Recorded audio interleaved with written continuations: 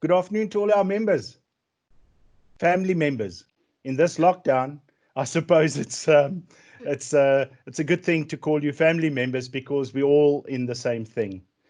And because of this lockdown, we are trying to bring the conversation to you. There are lots of thought leaders out there that we recognize, people that are playing an influential role in IRMSA, at IRMSA, their thought leadership. And so today, we have with us a very special guest. But before I get there, I'm Christopher Palm. I'm the Chief Risk Advisor at IRMSA. And the big drive for IRMSA during this time is to make sure that we all stay abreast of what's happening and that the risk message gets to our members. And so for that reason, today we have Junita van der Colff with us. Junita, welcome. Thank you, Chris. So nice to see you. Yes, nice seeing you again. So I'm a little bit of background. I met Junita van der Colff for the first time many, many years ago.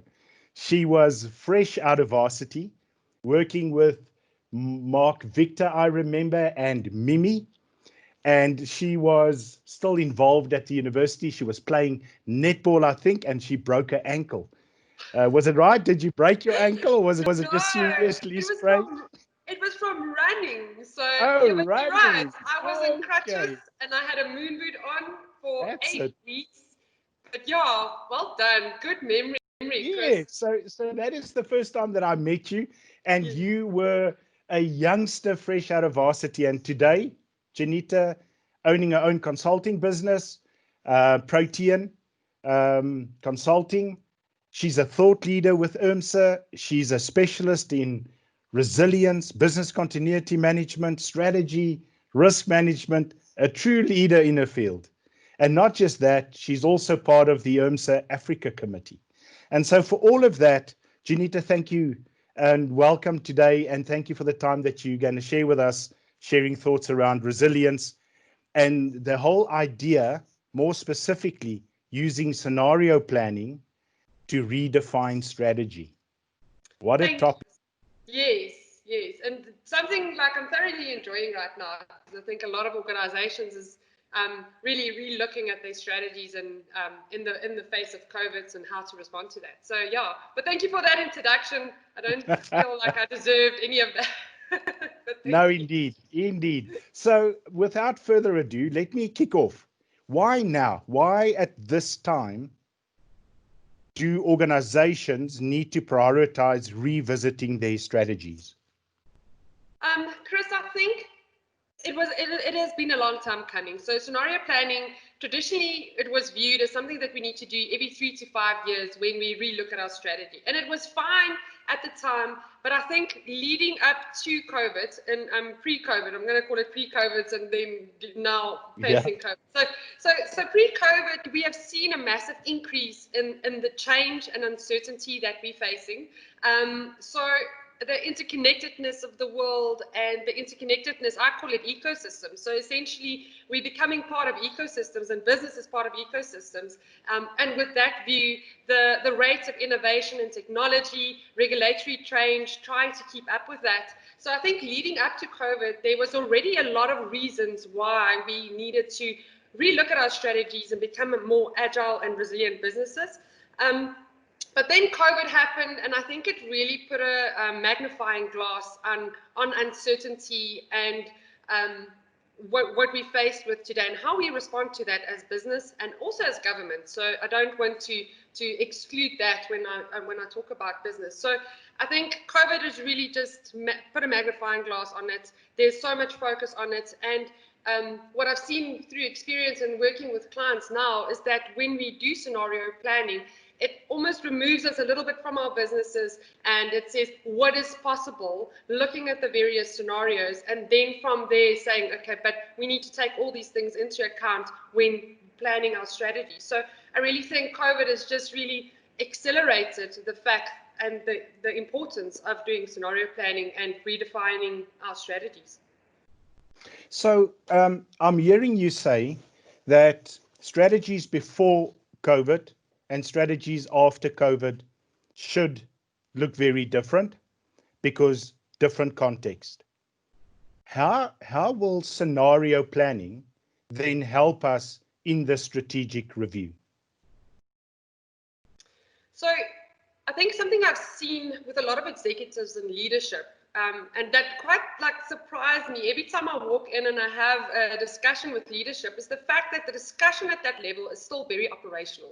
Okay, so people are still very much focused on the day-to-day running of the business, and there's not often a time where they pause and they say, let's look at the macro context, let's look at where we fit into the ecosystem and how all of these uncertainties is impacting us on our business.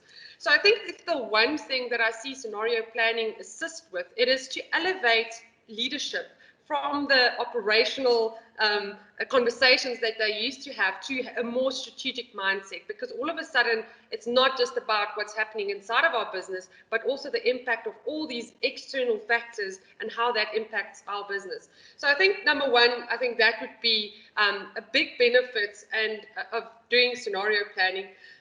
It creates that platform for executives to have those discussions, and it really considers alternative futures. So I think the one thing I've been saying now for probably the past 10 years is that hindsight is beneficial, but foresight is essential.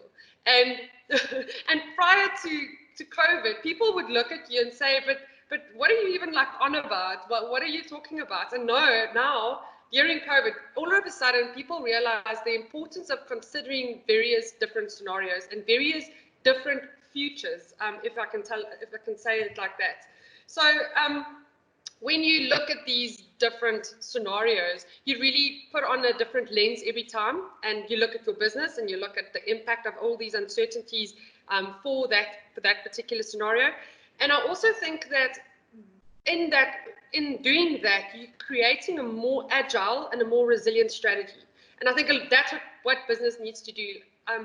You can see clearly the businesses that has been agile, that had the ability to pivot and change their strategies quickly, were the ones that is actually doing well now, and that's the ones that's going to survive and is sustainable in the long run. So I think strategy is going to be viewed very different post-COVID, and I think scenario planning is a great tool that we can use to unpack what that potential future can look like and what our response should be from a business strategy point of view.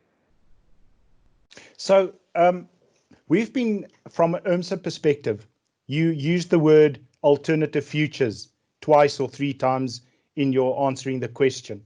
We as IRMSA support that view tremendously, to the extent that I'm not sure whether of our members or maybe even you have attended the training that we offer through the University of Stellenbosch, their business school, Futures Thinking. We have a training course talking about futures thinking, and Dr. Mornay Mostert, the trainer or the facilitator in that space, often talks about alternative futures.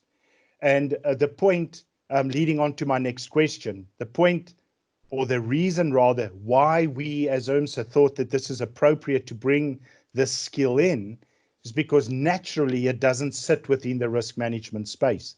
So we are supplementing risk management skill experience with this idea of creating alternative futures. And so my question to him in one of the training sessions was, can one predict the future? And because we can't, we design alternative futures. And his response to that is pretty much what you've shared, is if you stick on a singular vision or a singular future and you get derailed, organizations tend to get frazzled. They don't know now what. Whereas if you have this multiple or this very different routes to get to the same destination, then you build agility, you build resilience in dealing with the threats or the risks that you are presented, and so also the opportunities. So I would like to hear just how do you practically now bring scenario planning into the risk management space? How would one do that? And at what level does this happen? Where do I do that? What would my playground look like? Interesting question, because I had a discussion with somebody recently talking about, but isn't risk management scenario planning? And that's an interesting question. So is it separate to each other? And therefore, I think I've developed a very practical way to integrate the risk management thinking and what we know as risk managers into the scenario planning framework and the way that I like to do it. And talking to risks and opportunities, rightly said, Chris. So from a practical point of view, and I'm just going to talk you high level through like the 5 steps, and just from an approach, we've been doing and facilitating this over obviously using platforms like Teams and Zoom, and prior to COVID, we've also done quite a few exercises in the workshop mode with the executive team, with the boards, where we sit and we create this platform for them to have these discussions and facilitate the discussion. So just a high level, like the process, I think that step 1 should be defining our key questions. What are the questions that we would want to answer? And questions would be, what is the drivers that is impacting our business? What are the uncertainties that we're currently facing? I had a very interesting question from a business the other day where they said, what is our role in supporting government in changing the economic status and the input into unemployment and the recession? So what is our role as business in that? So we need to define what are the questions that we would like to answer. Step 2 is then doing your environmental scan. I like doing a pestle analysis, understanding what's happening in the political landscape, what's happening from a regulatory point of view in our industry, just really setting the scene to say, in our macro environment, this is currently what's happening. And then step 3 would be to go through the various scenarios. There is a method in getting to your scenarios, and you need to decide what are the things that you're going to put on the axis, and what are the things that impacts your business. Would it be the economic state? There's a very interesting article that's written that talks about the whole innovation mindset in COVID. So what's happening with that versus the economy, and how do we plot that? So consider your scenarios, make it relevant to the questions that you want answered. Step 4 is then take your current business strategy and test it against the scenarios. So what I then do is I take each scenario and I say, what are the risks and opportunities if we in this particular scenario? And that's a very interesting discussion, because all of a sudden we realize we don't need this scenario to play out. This is a great opportunity, but we use the scenario to kind of lead our thinking to an alternative future, and it just helped us get there. And it's very interesting, if I do this in a workshop mode, I usually give the attendees post-it notes. So you have a green and orange post-it notes. And what really changed the perception of risk and opportunity is that when we plot out the risks and opportunities on the scenarios, there's more opportunities than there are risks. And I think that's a very important thing, because people see risk management as we're trying to prevent negative things from happening. It's all this mitigation, but it's also the positive side of it. I think almost overrides the negative side. And that's what you see coming out in these scenario sessions. So we then unpack risk and opportunities for the various scenarios, and then we go into defining the new strategy. I like using the strategy diamond to say, where are we getting our revenue from? So what's our and then we just unpack it to say, what are the vehicles that we're getting that we're going to use to get there? What are the platforms we're going to use? And what's the timelines that we want to use? And often when you get to that endpoint, like we said, you have a more sustainable, a more resilient and more agile strategy going forward, because you test your thinking against the various scenarios, which is very effective. So yeah, that's just some practical, step-by-step process that can be followed, and that I've seen add a lot of value for a lot of organizations. So I'm going to ask the elephant in the room question. Okay. So from a scenario planning perspective, and organizations not doing it at the moment, and we would start as risk professionals, we would want to start this. what are the practical tips that you would advise me if I now want to bring in scenario planning into the board or into Exco or into my governing bodies if I am in the public sector? And, you know, from my experience, you get chased out a couple of times. Yeah, so what would be that practice? Where do I start to make this, if I haven't done it before? How do I do that? Practical tip. What would be the first couple of things that I need to get right for me to be successful to integrate this into my risk management capability? Oh, Chris, it's actually such a difficult question because I think with everything is you need to get buy-in from the top. And it almost comes easier if there's a realization at leadership at that level and they ask for it. That's where you want to get. And I mean, if you attended any of my training, and you'll know I have a saying that we as risk managers, we need to practice inception. So ask the right questions, create the right environment that people think they come up with these ideas themselves. Okay, so essentially we know we've done a lot of risk management. We can probably do a risk assessment, and me and you both know we can probably do a risk assessment without engaging with the business at all because we kind of like know what's going on out there.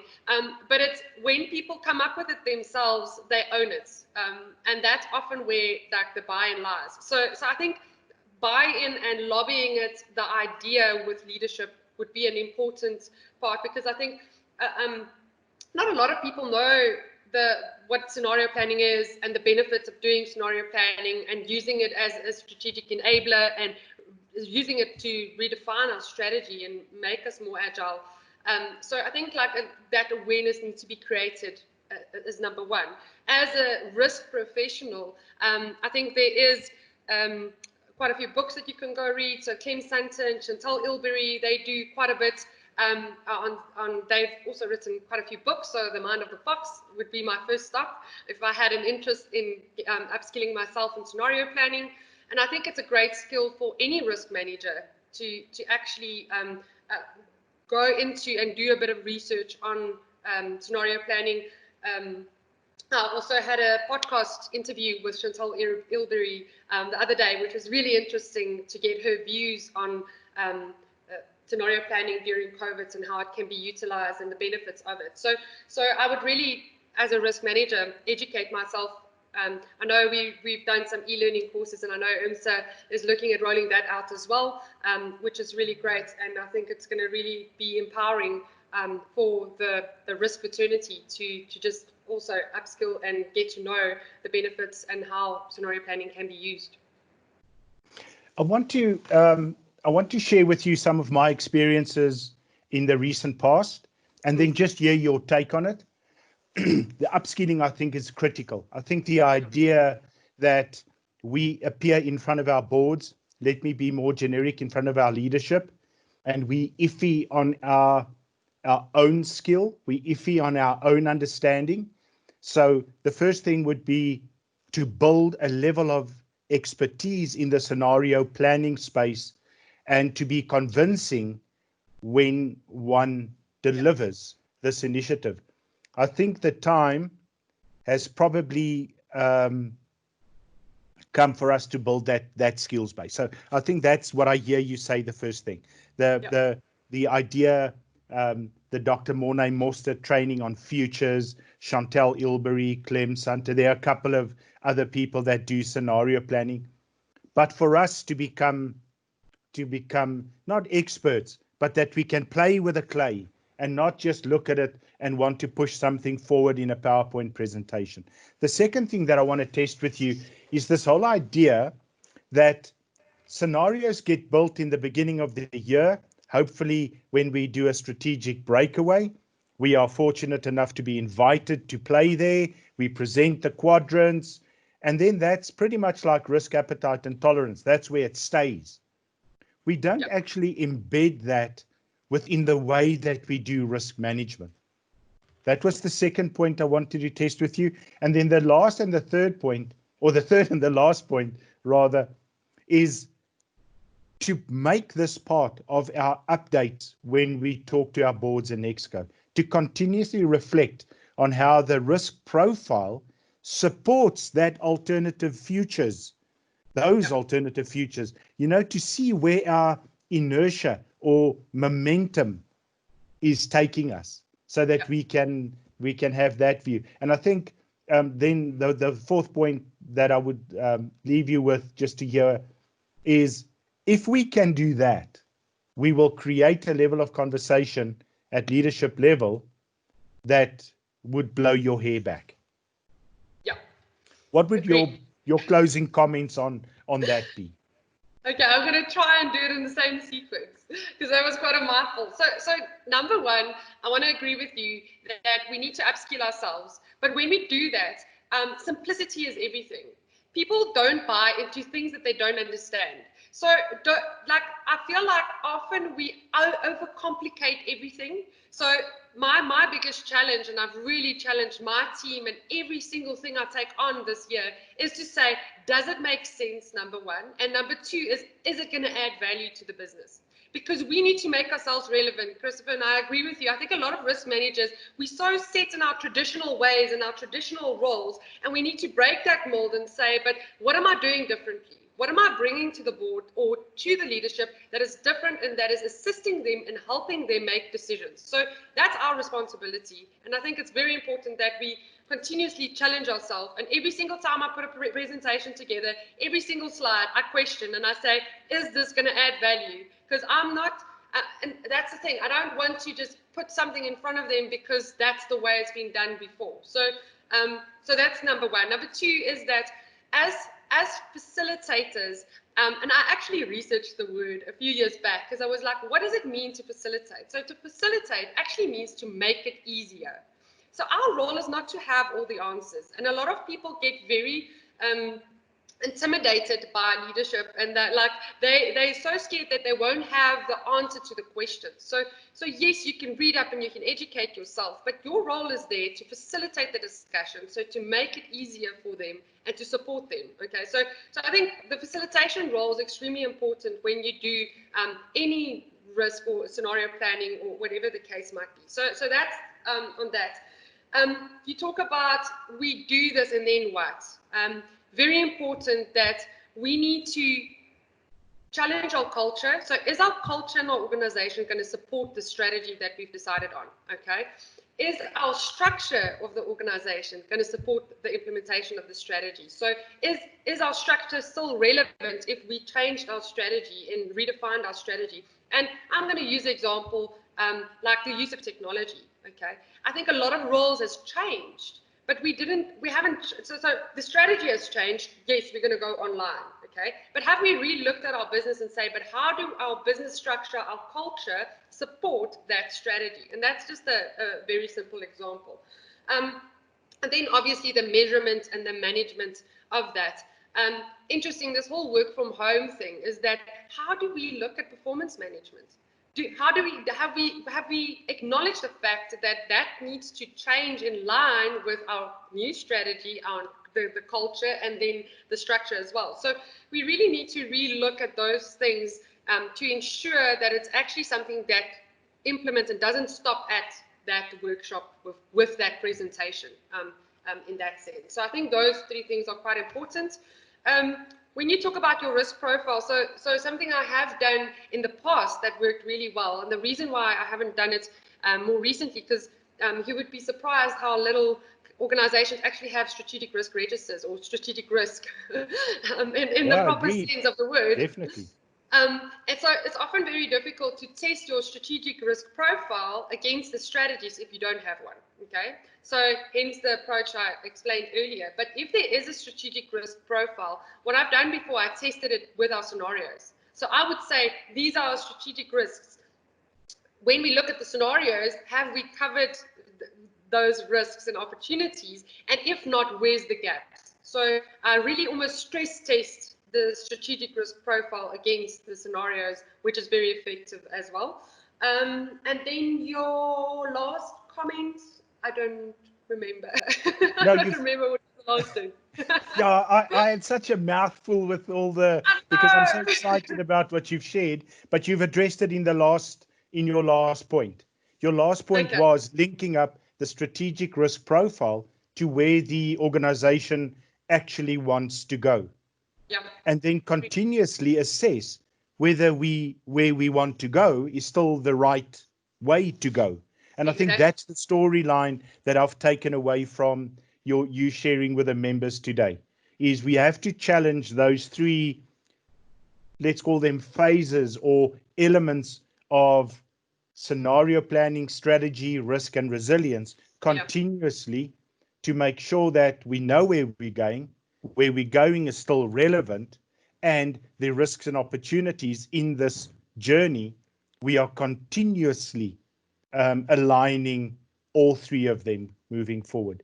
And I think that is probably, and you are the expert here, not me, but this is probably what resilience means, is that we have agility, we have effective, good decision making, and we can do it quickly.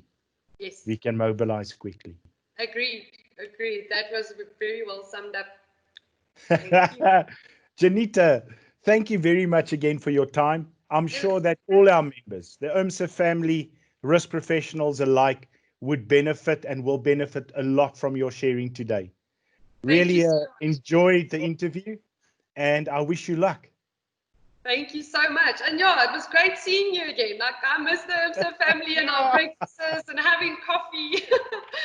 Indeed. So it was lovely to catch up. Thank you so much. Thank you. Bye-bye. Bye-bye.